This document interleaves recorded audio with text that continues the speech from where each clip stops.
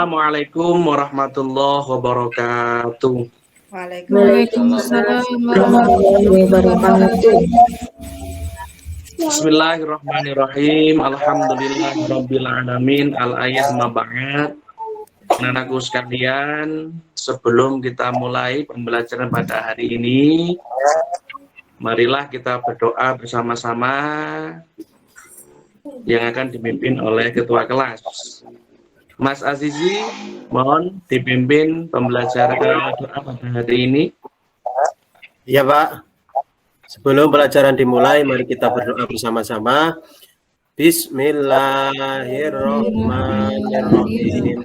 Raditu billahi rabban wa bil Islam Muhammadin nabiyyan wa rabbi zidni ilma wa warzuqni fahma. Amin ya rabbal alamin. Tolong Retno kalau doa yang bagus ya, jangan ngomong sendiri sama temannya. Siap Ustadz, maaf. Heri, itu di bawah bangkunya, apa itu di bawah bangku itu? Jangkrik Ustaz. Kok jangkrik toh? Itu lo kertas dulu. Siapa main kertas itu bagian itu? Siap. Kalau belum bersih kelasnya enggak saya mulai. Nggih. Maaf, Ustaz. Ya. Dan aku sekalian yang saya sayangi, yang saya banggakan, bagaimana kabarnya hari ini? Alhamdulillah, luar biasa. Allahu Akbar. Alhamdulillah, kalau saya lihat dari wajah-wajah panjenengan semuanya, termasuk wajah-wajah orang yang sukses. Amin. Ustaz doakan mudah-mudahan 10 tahun, 15 tahun yang akan datang, yang mau jadi polisi, mudah-mudahan dikabul oleh Allah Subhanahu wa Ta'ala. Amin. Yang mau jadi dokter, mudah-mudahan 10 tahun, 15 tahun lagi menjadi dokter. Amin.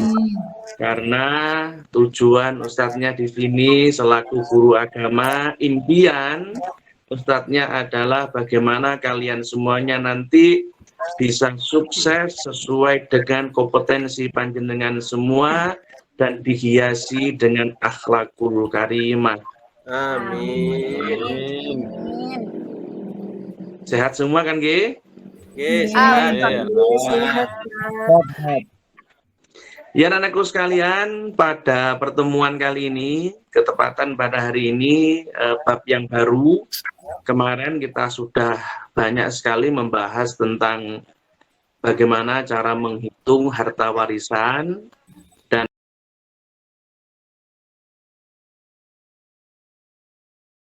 dan ketepatan pada hari ini untuk bab selanjutnya ini kita membahas tentang strategi dakwah dan perkembangan Islam di Indonesia.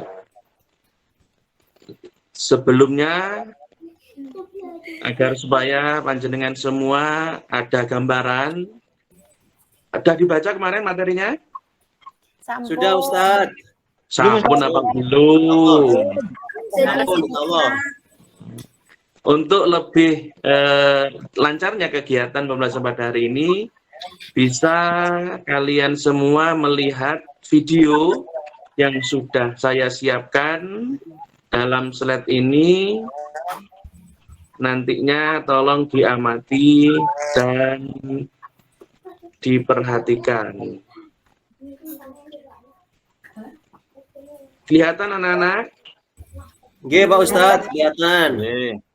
Mohon maaf anak-anak karena ini ada gangguan teknis. Ini sebenarnya bisa nyetel videonya karena ini ada gangguan teknis. Ini kami jelaskan lah ini videonya bagaimana Islam masuk di Indonesia. Dengar ya caranya ya. Dengar, Pak.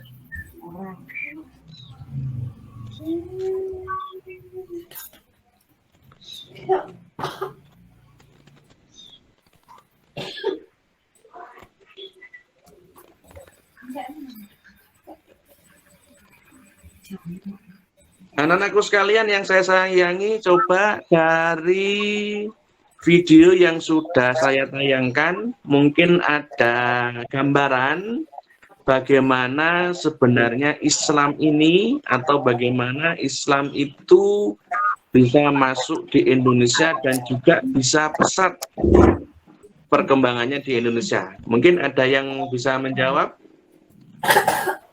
Apa yang wali songo itu ya Pak Ustadz? Itu ya Pak Ustadz. Wali Songo. Iya. Ya, Saya ya, takut Pak Ustadz.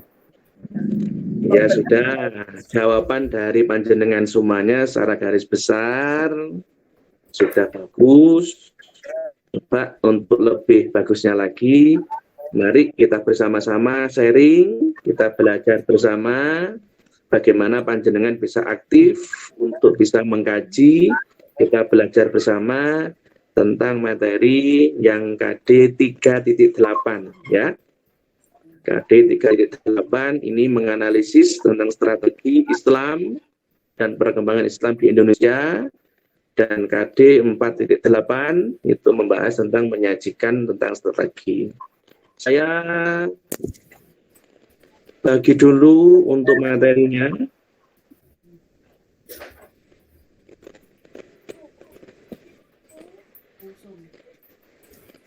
Kelihatan anak-anak? Kelihatan Ustaz. Ye. Ya. Yang mendengarkan saya doakan besok jadi orang sukses. Amin. Amin. Ya, yang nggak mendengarkan ngomong sendiri, mudah-mudahan diberi hidayah oleh Allah Subhanahu wa Ta'ala. Amin. Anakku sekalian, dari KD yang sudah saya sebutkan tadi, peta konsep pertemuan pertama, insya Allah pertemuan ini ada 3 pertemuan, karena materinya banyak. Untuk pertemuan kali ini kita membahas 2 item. Yang pertama adalah sejarah dakwah Islam di Indonesia, kemudian strategi dan perkembangan Islam yang ada di Indonesia. Ada 2 item ini. Yang pertama adalah sejarah dakwah dan perkembangan Islam di Indonesia. Latar belakang masuknya Islam. Bagaimana Islam itu masuk di Indonesia. Kalau dilihat dari teori, itu ada teori Gujarat, kemudian ada teori Persia, dan yang ketiga ada teori, ada yang tahu? Mekah, Ustadz.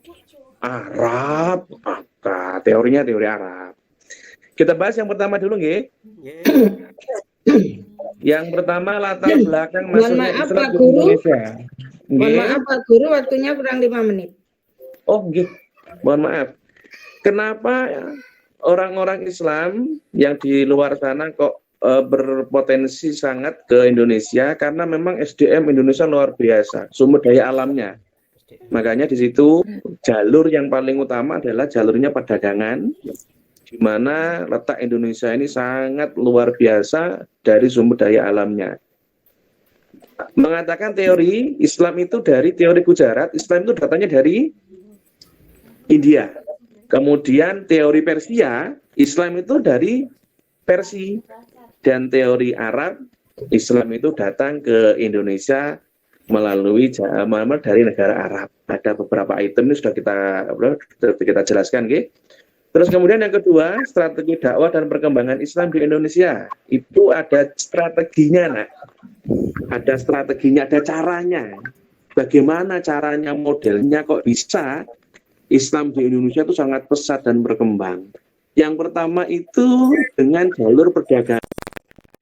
Ada jalur selatan, jalur utara, yang dari Arab, Yaman, kemudian ke Indonesia, Arab, Damaskus, kemudian ke Indonesia. Kemudian jalur perkawinan.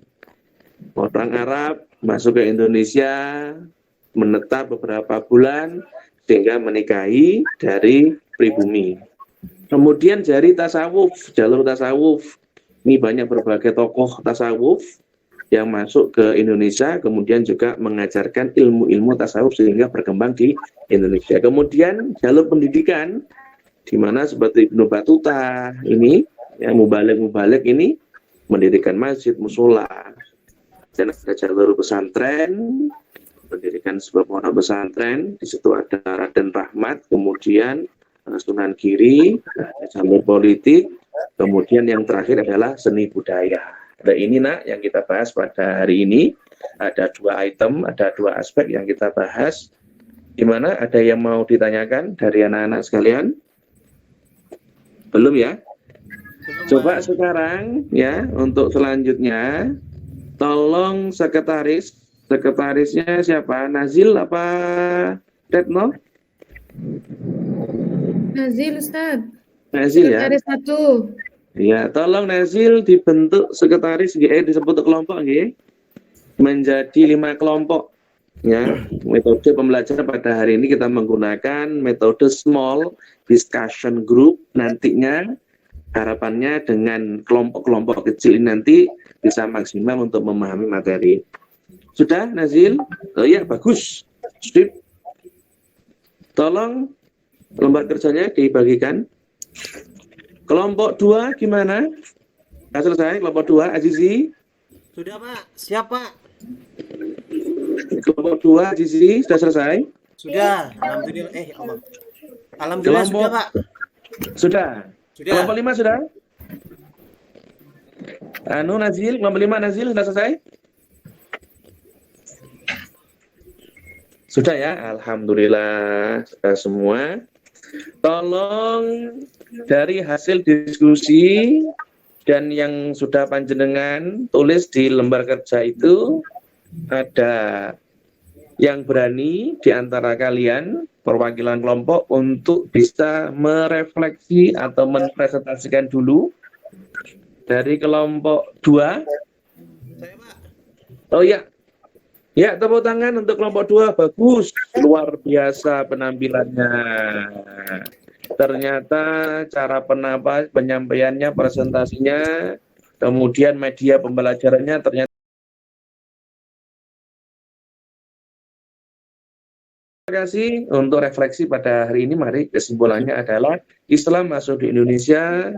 Ini ada teori melalui teori Gujarat, kemudian bla bla bla bla. Kemudian strateginya, ada beberapa strategi, ada 6 strategi. Mudah-mudahan dari kita mempelajari ini ada manfaat dan barokahnya, terinspirasi untuk kita semuanya, dan mudah-mudahan kita bisa mengembangkan dan juga mempertahankan, melestarikan agama yang ada, agama Islam yang ada di Indonesia. Terima kasih anak-anakku sekalian. Sampai bertemu nanti kembali di forum yang akan datang. Mudah-mudahan barokah manfaat. Kita tutup dengan bacaan Fatihah bersama-sama. Al-Fatihah.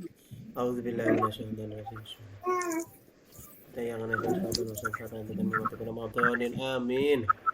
Ya, terima kasih anak-anak. Kami akhiri. Wallahu muwaffiq ila aqwamit thoriq. Wassalamualaikum warahmatullahi wabarakatuh. Waalaikumsalam. Assalamualaikum warahmatullahi wabarakatuh. Baik untuk